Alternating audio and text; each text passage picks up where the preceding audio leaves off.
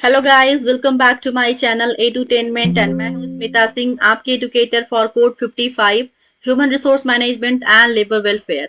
And we are talking about unit 4 organisational behaviour.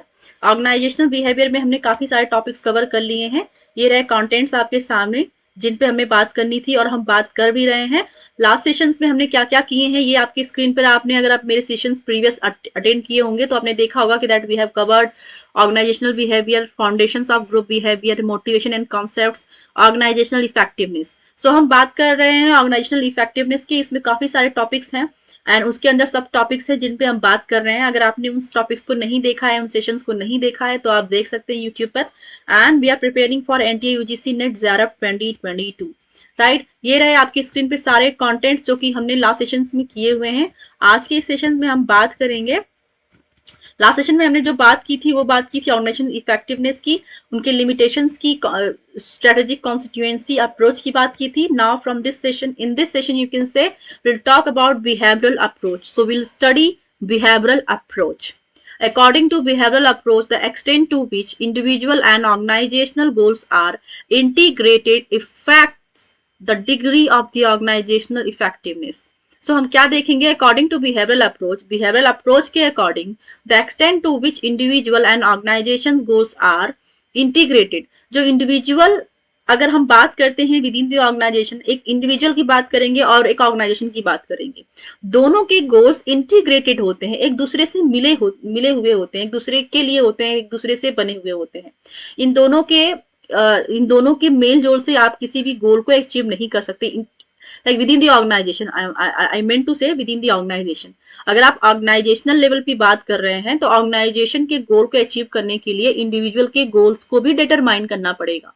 ठीक है, अगर एक ऑर्गेनाइजेशन के अंदर एक इंडिविजुअल के गोल्स को सेट नहीं करते हैं आप, अगर उसके टारगेट्स अचीव नहीं होते, वो अपने गोल्स को अप्रोच नहीं करता है, अचीव नहीं करता है, तो ऑर्गेनाइजेशन के गोल्स को पाना मुश्किल होता है। तो इसीलिए ऑर्गेनाइजेशन गोल को अचीव करने के लिए जो एक एक पर्सन उसमें काम कर रहे होते हैं, उनके गोल्स, उनके एफर्ट्स की इंपॉर्टेंस होती है, क्योंकि वही आपके ऑर्गेनाइजेशनल गोल को अचीव करते हैं।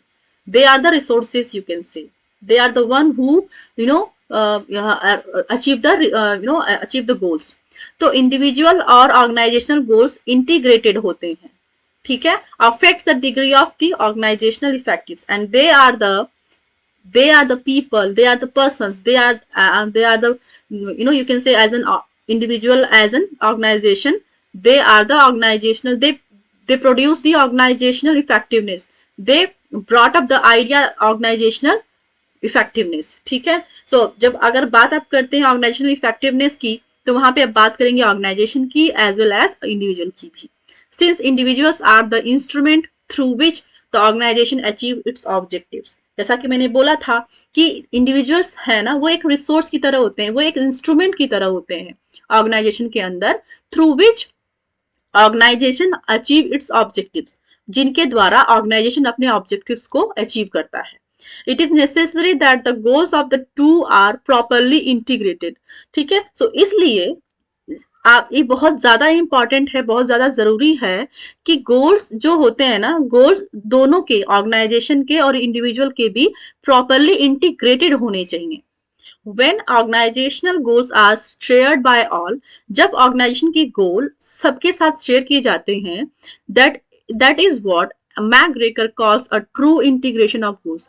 जब ऑर्गेनाइजेशन के गोल्स हर एक पर्सन के बीच में बांटे जाते हैं, शेयर किए जाते हैं, तो इसका जो मैकग्रेगर के according, that is the true integration of goals. उनके अकॉर्डिंग यही एक उनके अकॉर्डिंग है कि अगर ऑर्गेनाइजेशन में मैनेजमेंट गोल्स को, जो ऑर्गेनाइजेशनल गोल्स हैं, उनको हर एक पर्सन के बीच में बांटता है, हर एक पीपल के बीच में, हर एक इंडिविजुअल के साथ उन गोल्स को शेयर करता है, उनके अचीवमेंट की बात करता है, उनके प्रोसेसेस की बात करता है, तो उनके अकॉर्डिंग, मैकग्रेगर के according, that is the true integration of goals. When the goals of organization and those of individuals are perfectly integrated, there will be high degree of effectiveness because individuals will cooperate the maximum for the accomplishment of the organization's goals. क्योंकि उस case में क्या होता है, जो individual people होते हैं organisation के अंदर, वो इफेक्टिवली, एफिशिएंटली अपने पूरे एफर्ट को लगाते हैं उस गोल को अचीव करने के लिए। राइट। उनका पूरा का फुल सपोर्ट होता है, उनका पूरा का पूरा कोऑपरेशन होता है ऑर्गेनाइजेशनल गोल को मैक्सिमाइज करने के लिए, उनको अचीव करने के लिए।